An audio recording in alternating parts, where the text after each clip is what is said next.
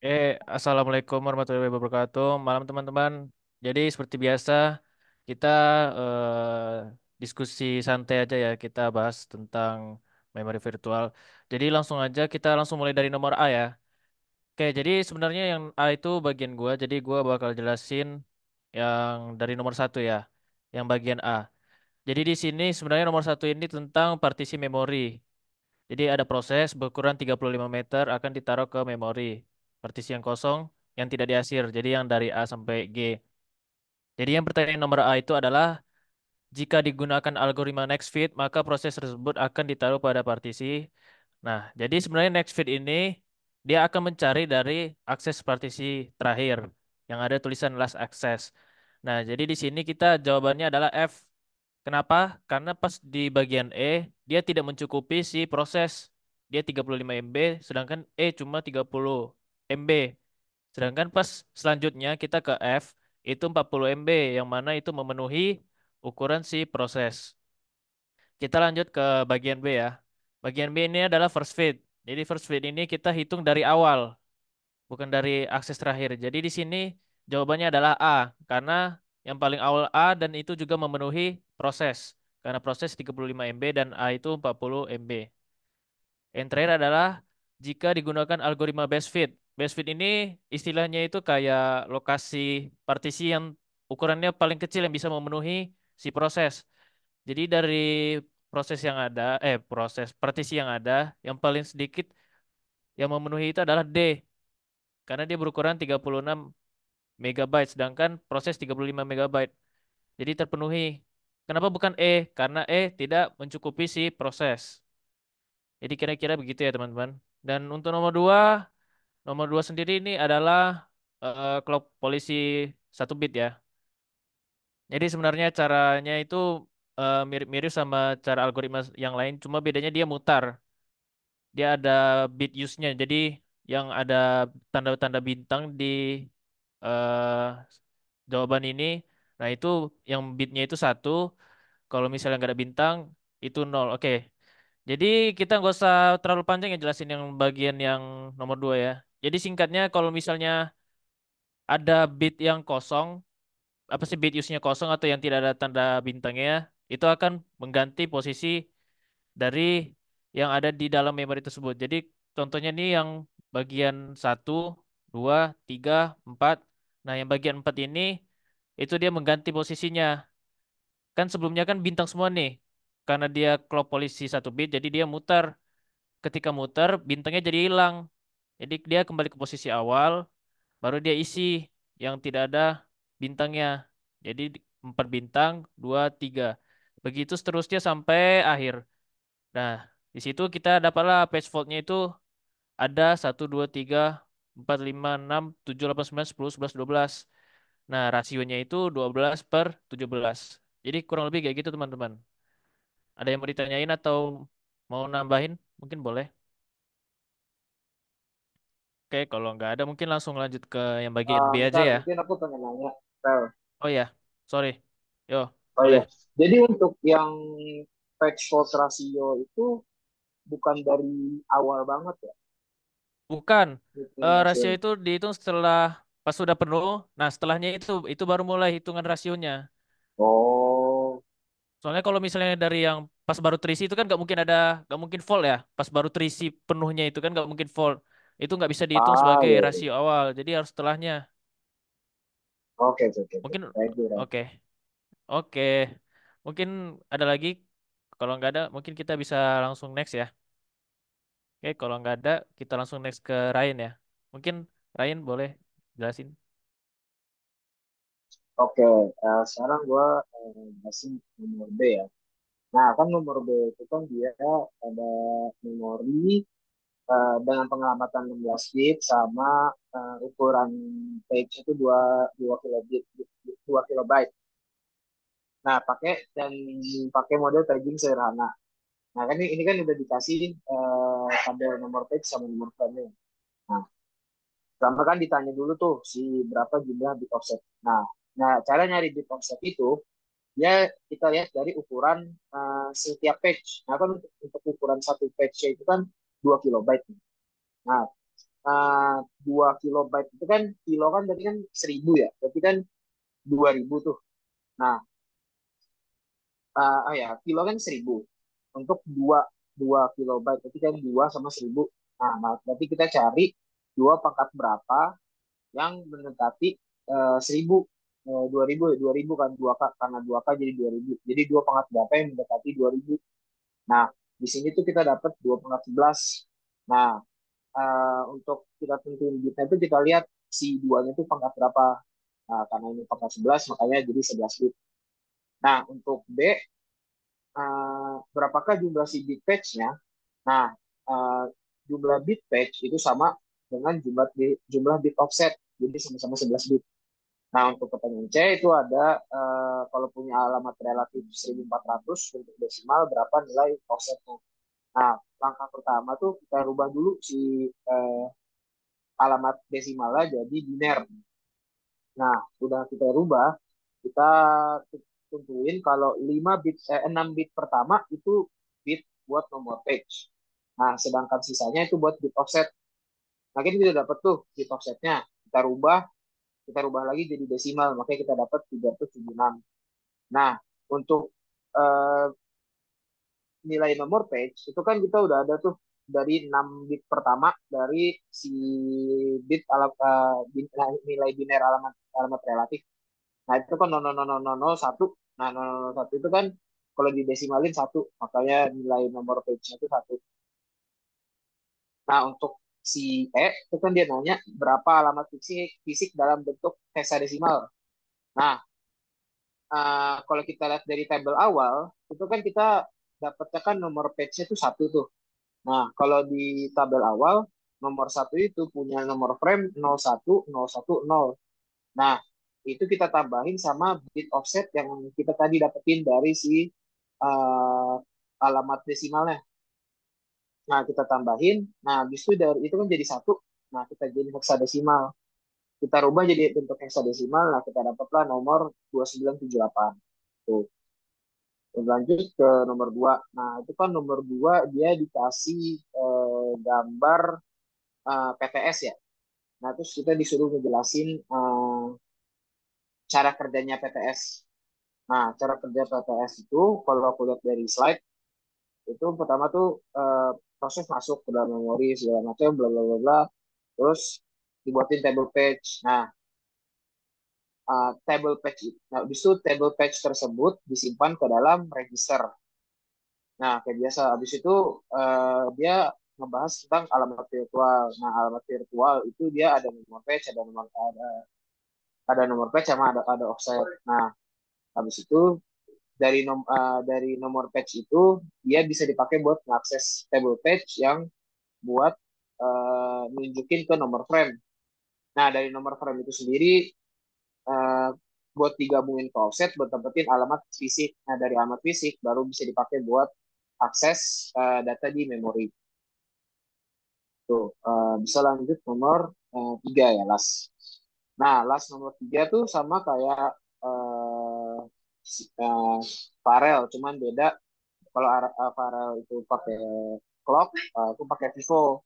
Nah, kalau Vivo itu dia kan first in first out, jadi tinggal gonta-ganti masukin. Nah, itu aku masih salah dari PF rasionya tuh, kan aku juga baru tahu dari tadi.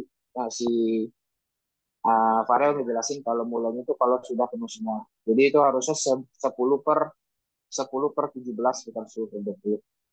Itu aja sih. Mungkin kalau ada yang ditanya boleh. Nggak ada, cukup. Oke, bisa Ada, lanjut udah ke cukup dari nomor C. aku ya. Oke, oke. Mungkin bisa lanjut ke C. Saya selanjutnya nomor C. Em, Nomor C1 adalah manajemen memori dengan segmentasi sederhana yang memiliki tabel segmen sebagai berikut. Ya, itulah segmennya ada satunya address dan likes bytes. Soal A adalah berapakah alamat fisik dari alamat logik dan segmen sama dengan 0 dan offset 344 dan harus dituliskan salahnya. Jawabannya adalah starting address dari segmen 0 yang bernilai 660. Tambahkan offset ke starting address yaitu 660 ditambah 344. sama dengan 1004. Jadi segmen 0 dan offset 344 adalah 1004. Oke, selanjutnya yang B, permintaan data pada alamat logik di atas menyebabkan segmen fault atau tidak. Nah, jawabannya adalah permintaan data pada alamat logis dengan segmen sama dengan 0 dan offset 344 akan menyebabkan segmentation fault. Alasannya adalah offset yang diminta melebihi panjang panjang segmen tersebut. Segmentation fault adalah jenis kesalahan yang terjadi ketika program mencoba mengakses memori yang tidak tersedia. Dalam hal ini, karena offset melebihi panjang segmen, maka memori yang dicoba diakses tidak ada dalam segmen tersebut, sehingga menyebabkan segmentation fault. Oke, soal selanjutnya adalah C. Untuk alamat logik dan segmen sama dengan 2 dan offset sama dengan 198, tentukan apakah terjadi segmen fault atau tidak. Jika terjadi segmen fault, tentukan alasannya. Jika tidak terjadi segmen fault, tentukan alamat fisiknya. Cara harus disebutkan. Untuk alamat logik dengan segmen sama dengan 2 dan offset sama dengan 198, tidak terjadi segmentation fault. Alasannya adalah offset yang diminta sama dengan panjang segmen tersebut. Untuk menghitung alamat fisik dari alamat fisik eh, logis dengan segmen sama dengan 2 dan offset 198 menambahkan offset ke alamat awal dari segmen tersebut. Dalam hal ini, alamat awal segmen sama dengan 2 adalah 222. Jadi, alamat fisiknya adalah 222 ditambah 198 sama dengan 420. Bisa disimpulkan bahwa alamat fisik dari alamat logis dengan segmen sama dengan 2 dan offset sama dengan 198 adalah 420. Oke, sekian dari saya. Apakah ada yang ditanyakan?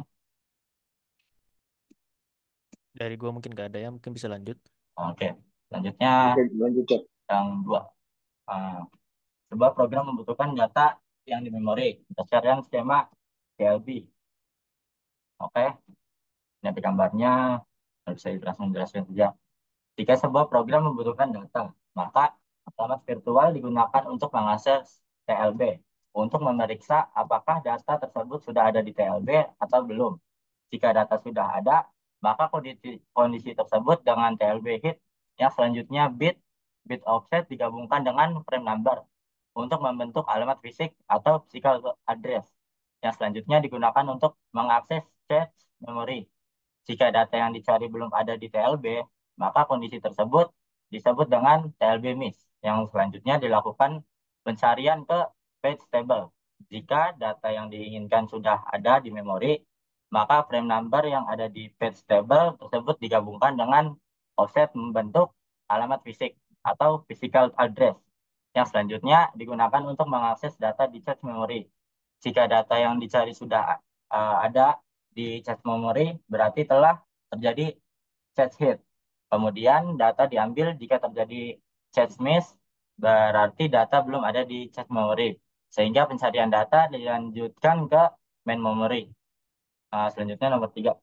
Perhatikan grafik berikut ini. Jelaskan mengapa pada grafik bagian A sampai C utilisasi prosesor naik.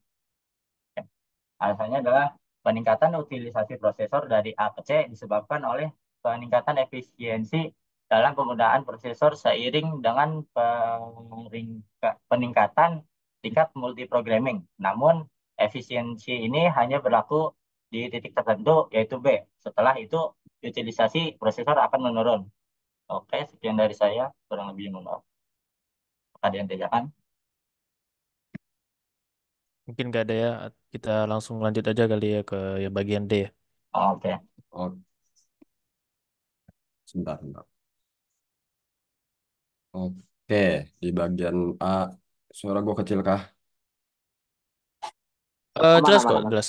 Aman. Nah, sebenarnya di bagian B ini cuman bisa sedikit sih yang diterangin soalnya kebanyakan gambar kan.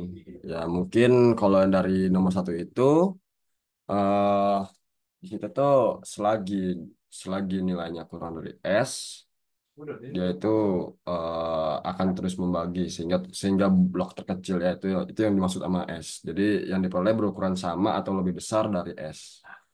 dan dapat menampung program yang akan dieksekusi. Terus yang keduanya itu bila terdapat dua buah blok memori berukuran sama terdapat dalam cabang yang sama dan tidak digunakan, maka kedua blok memori tersebut akan digabung menjadi satu. Itu penjelasan singkat dari nomor satu. Nextnya untuk nomor dua, turun Jack. Lagi. Nah ya itu. Dan di nomor dua ini sebenarnya sama kayak lo sih Rel, penjelasannya yang dimana si Vault itu bakal ganti atau geser geser ke bagian manapun itu ketika ada pergantian rotasi gitu loh. Semisal apa ya sebetulnya. Intinya kalau selagi dia masih sama, dia nggak akan eh, terjadi adanya tidak adanya F gitu kalau masih sama tuh. Sorry.